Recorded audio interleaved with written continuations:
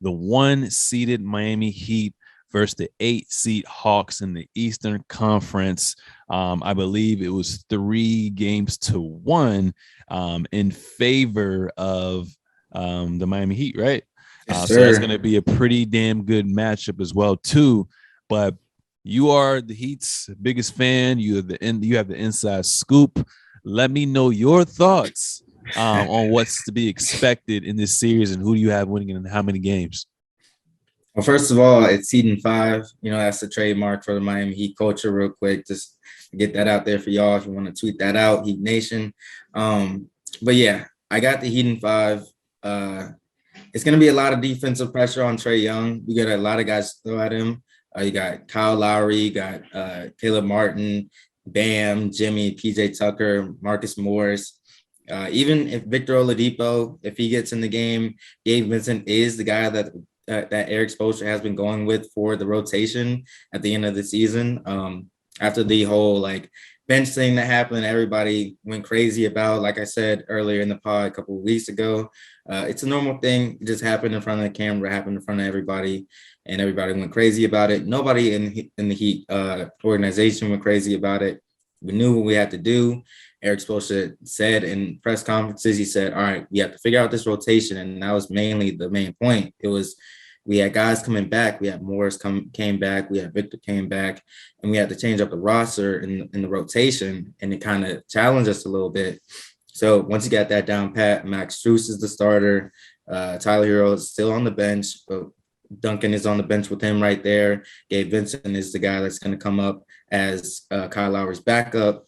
We've got a lot of guys that's going to throw at him on offense. Obviously, Jimmy Butler is going to go to work. The only guy I'm worried about for offensively that can challenge Jimmy Butler is Hunter or Wright. Those are guys that have a lot of length, and that can bother him. But hit that pick and roll switch.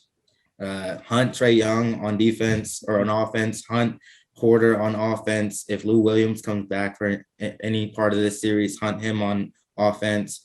Our pick and roll game has been going really well with our shooters, as in Duncan Robinson, Gabe Vincent, Max Strus, pretty well so far since the end of the season. Bam Adebayo just came off of COVID. He's healthy. He's going to play. I expect him to have a really good game because Clint Capella isn't going to be playing in this series. As far as we know so far, he might. They said he's going to have an MRI, so we don't really know what his timetable to return is. John Collins has a foot and I believe a finger injury, so he didn't play in the play-in. He hasn't been playing in a couple weeks, so he might not play in this series as well. When it comes down to bigs, you have Gorgie Dang down low. That's a big body, but he's only like 6'9" against Bam Adebayo, who has elite defense, and he knows how to guard bigs that are already his size. So that's not going to be that much of a challenge. You have a lot of bigs, as in like Marcus Morris. You have Bam Adebayo, like I just said. Jimmy Butler plays power forward sometimes when we go small with Tyler Hero in the lineup with Max Strus and Kyle Lowry.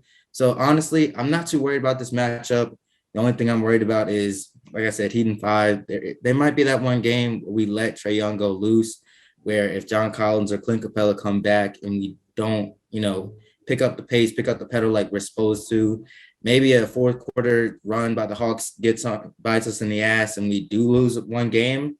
But I think that's all that's going to happen. It could be a sweep, but for right now, I got Heat in 5. Yeah, I'm gonna have to agree with you as well too. Like you mentioned, John Collins is out, Lou Williams and Clint Capella went out the other night as well too with a hyperextended knee. Now I don't know if he has the same witch doctor as Giannis Antetokounmpo and how he came back that early. So that's gonna be a huge loss for them on the boards, protecting the rim, setting Trae Young stellar screens as well too. I just think coaching, depth, star power, everything is just kind of favored the Miami Heat's way as well too. I expect Tyler Hero to continue to stay elite. And you guys are going to do a lot of switching as well too. So the only chance I have is if the Hawks role players can knock down their shots. Yeah. Because you guys are either going to just switch on everything or just blitz Trae Young and get the ball out of his hands as well too. I just don't see the role players sustaining that as well too. I mean, you got Kyle Lowry, you got some bodies to go on on Trae Young, so he's going to get worn out as well too. So if they Yeah. steal any game, it's going to be game one, just because they're kind of still in rhythm and y'all have had some time off. But other than that, I got Miami in 5. Like, they know what time it is. There's a reason why they got the 1 seed. There's a reason why they kept playing to win and not dodging smoke. They're very confident. So everyone's hitting their stride right now. I know they had a little weird little gray area a couple of weeks back, but it only made them stronger. So Heat in 5 as well too, for sure. But it's gonna be an exciting matchup. So we'll see.